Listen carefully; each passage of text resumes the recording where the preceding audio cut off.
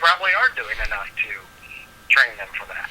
Well, let me ask you this: like, do you think that it's almost like they're going against nature? To me, the Catholic Church is so big on, against nature and against, therefore,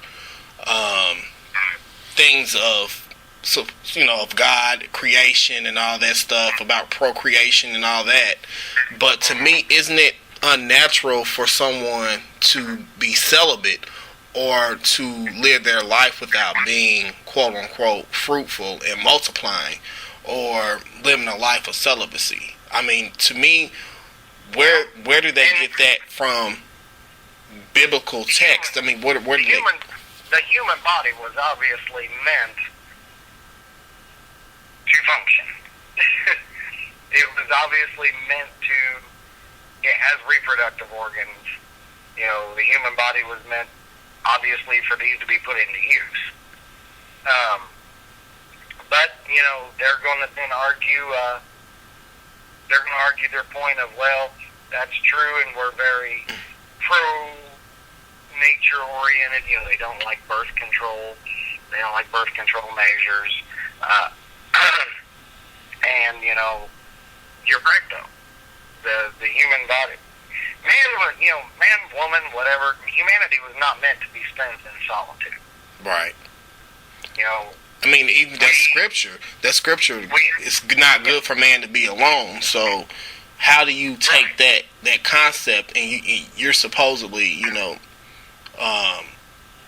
these people are supposedly like they're strictly by religious text. They go by the Bible, but that kind of contradicts what they believe, or what's in the Bible, So. Well, Is this more like tradition, or is this just like some man-made thing,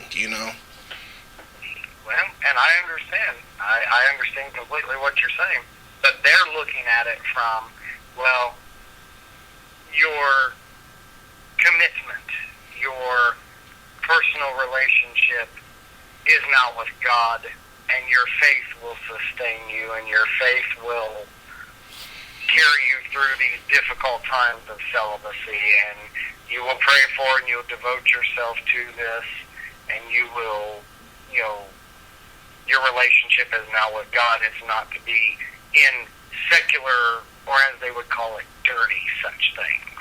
Mm-hmm. They are somewhat an offshoot of puritanical ideology. So, but you're absolutely right. I mean, that's certainly a point. Okay. But the thing they're going to argue back is that we're supposed to transcend, a priest is supposed to transcend this into a spiritual realm, and their faith will carry them through. Yeah. I don't know about you, but faith doesn't calm urges real well sometimes. Yeah. Yep.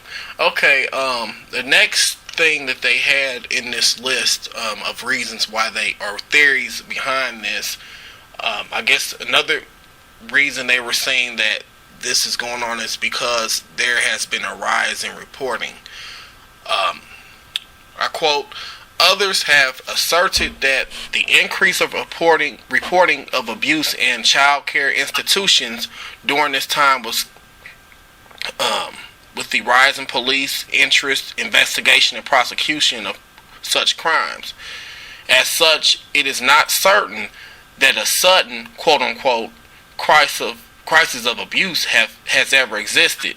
Instead, the dramatic increase in reported abuse cases may simply have heralded the end of the long-term epidemic problem found throughout a number of institutions, both secular and religious, prior to the introduction of quality control measures specifically aimed at preventing such abuses from occurring.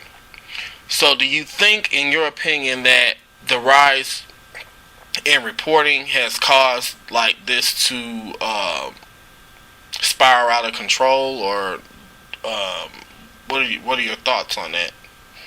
Well, I don't know that.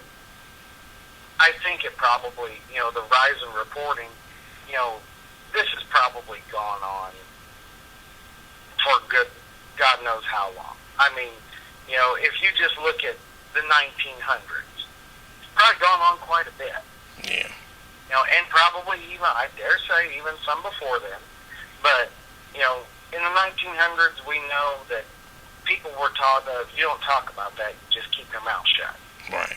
That was the old school way of doing it. Right. Now, it's a different day. It's a different time. And people can speak up now.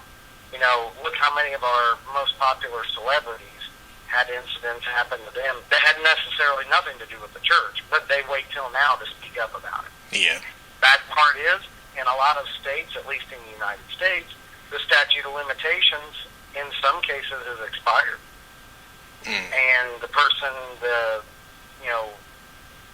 suspect in these sometimes can't be brought to trial because statute of limitations is gone. And, you know, in a lot of theories, it'd be their word against the other person's. You couldn't prove it because obviously 40, 30 years ago, 20 years ago, there isn't any DNA evidence left. But, yeah, I believe that, you know, the only thing that has to do with this, the numbers of it today, people are learning it's okay to talk about it. People are learning it's okay to speak out. And now, the church has tried so hard to keep a lid on, and so hard to keep silent, society has evolved, and they have not. Yeah. Okay. Okay, this is something that we already touched upon. I think you mentioned this a little while ago, supply and demand theory. Check this out. It has been argued that the shortage of priests caused the Roman Catholic hierarchy to act in such a way to preserve the number of clergy and ensure that sufficient numbers were available to serve the congregation, despite serious allegations that these priests were unfit for duty. Others disagree and assert that the church hierarchy's mishandling of the sex abuse cases merely reflected their prevailing attitude at the time towards any illegal or immoral activity by clergy. So what I'm getting from this is, okay, they may have known about this, but like it pretty much implies that there was a shortage of priests, so it kind of made it a difficult task to really address this issue. So what are your thoughts on that? Well, I agree with it. I agree with the concept that, yeah, I believe that's exactly what happened. One, they're hurting for priests badly.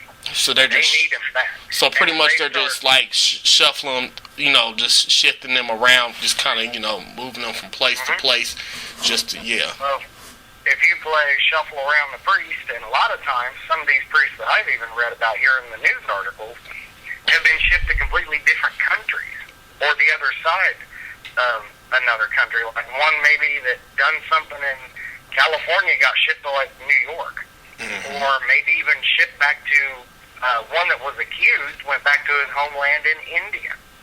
He was accused of doing stuff here in the United States. He went back to his homeland of India, and he's supposed to not be fighting extradition. They're going to bring him back and have him stand trial, I believe. But yeah, of course, if you're hurting for people and you can't afford to be losing them, it's a very sad way to do it. But rather than take a stance on it, yeah, they just move them around.